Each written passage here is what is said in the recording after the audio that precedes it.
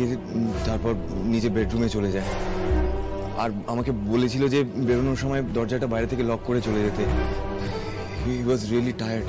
বেশ, এই চিত্রটাই আপনারা নিশ্চয়ই সিসিটিভিতে দেখেছিলেন।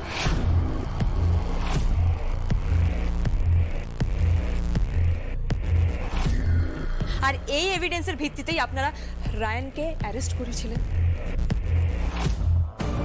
রায়ান ভুলটা এইটা করেছিল যে ও আপনাদেরকে মিথ্যা বলেছিল। আমি প্যানিক করে গেছিলাম, তাই মিথ্যে বলেছি।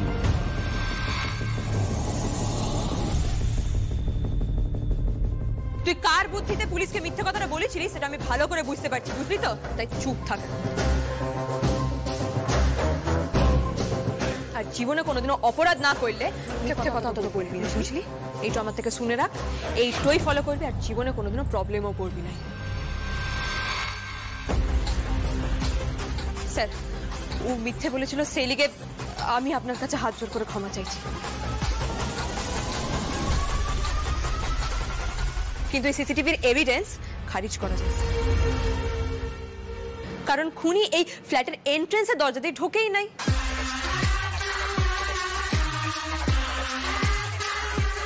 তো সিসিটিভিতে আপনারা দেখবেন কি করে?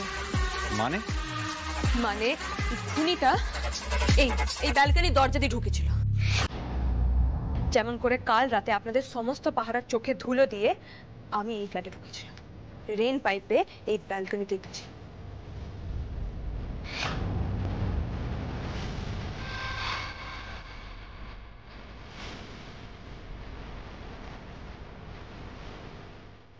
চন্দু রে, তুই রেন পাইপে উঠেছিলি?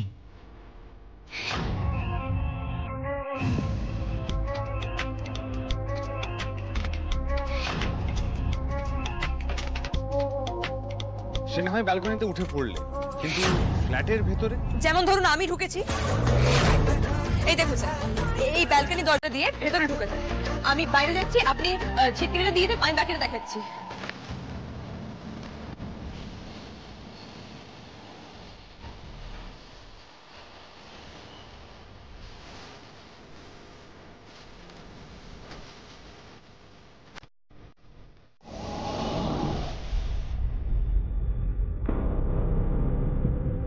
আরে ব্রো, যা আছে ওই ফ্রিজেই আছে, বাইরে তো আপনাকে আসতেই হবে স্যার।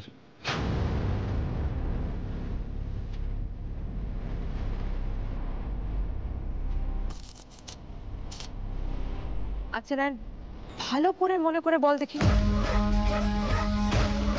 তুই যখন এই ফ্রিজ থেকে বিয়ার লিখছিলিস তখন এই ড্রয়িং রুমের এই এসি খানা চলছিল কিনা?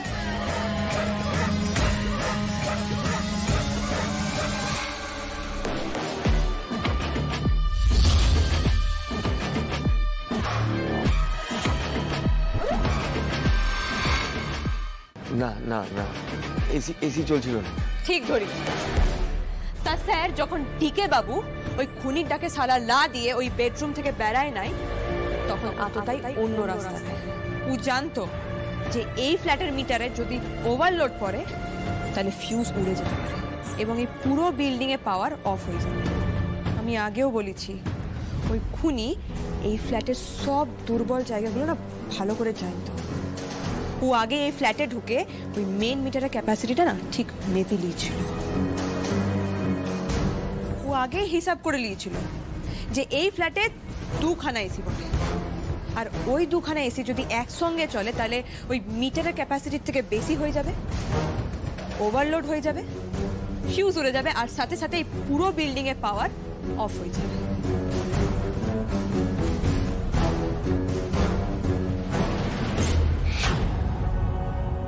আর এই গরমে যদি এসি অফ হয়ে যায় তাহলে ওই ডিকে বাবু ওনার বেডরুম থেকে নিশ্চয়ই বেড়ায় আসবে, কারণ এই গরমে ঘুম ভেঙে যাওয়াটাই স্বাভাবিক বটে যদি এসিটা না চলে। ওনার বেডরুমে একখান এসি অলরেডি চলছিল, তার সঙ্গে এই ড্রয়িং রুমের এসিটাও আততাই অন করে দেয়। তখনই লোড বেড়ে যাওয়ায় ফিউজ উড়ে যায় এবং কারেন্টটাও চলে যায়।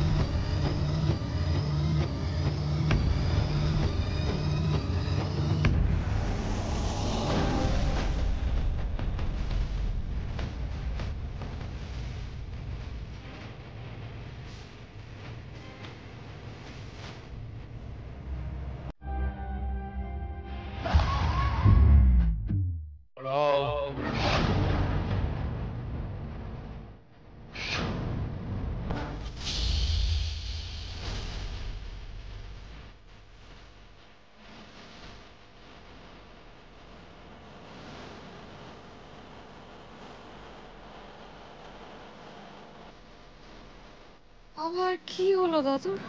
কোথায় যাচ্ছিস তুই? ঘর যাচ্ছি দাদু, এখানে তো আমার কাজ শেষ নয়।